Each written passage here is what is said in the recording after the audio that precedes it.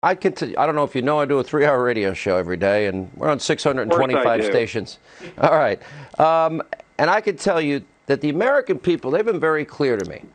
They understand their fellow Americans are in need, and they want them to be made whole. In other words, get your salary, pay your rent, pay your mortgage, pay your car payment, get your groceries, get your medicines, whatever you need. Life stays normal for this interim period, again, through no fault of your own. But this idea that you're going to make more money unemployed, that angers my audience. It angers me, too. Why couldn't somebody just have to show a pay stub, and that's the money you're going to get?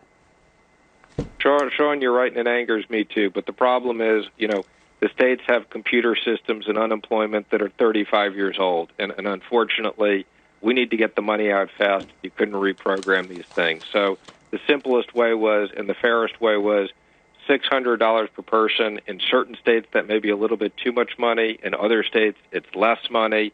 It's not a perfect system, but the president's objective was to make sure we get money in people's hands. And as I said, waiting 4 months to reprogram systems, that doesn't do us any good. So Lindsay's perfectly right. I know he's talking about, in the ideal world, we'd correct this. It's our focus was delivering money quickly to the American public. So, I understand. I've read a lot about you. Apparently, you're a very successful businessman. And in businesses, I understand there's negotiation. But in this case, what makes this particularly, sinister to me is they're leveraging the help that Americans need in a time of an emergency and a crisis and a pandemic. And they're willing to let those Americans suffer and wait so they can get all of this crap for the National Endowment for the Arts and the Kennedy Center, all this other garbage. That ever happened to you in business? Because usually when I do business deals, it's got to be win and win. That's not win and win. That seems like a gun to your head. When I do business deals, it's win and win. But, here we needed bipartisan support. There was a price to pay.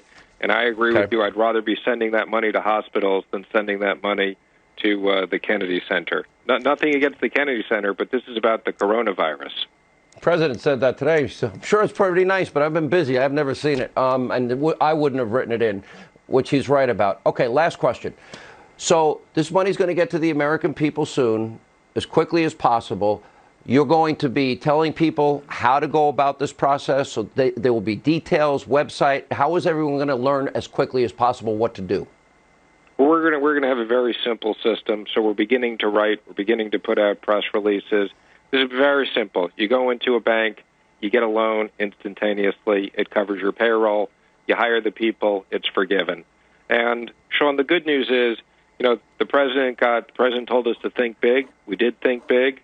He wants to spend whatever it takes to protect American workers. And, not only do we have $2 trillion we're pumping into the economy, but if we need more with the Fed, we can lever that up for another $4 trillion.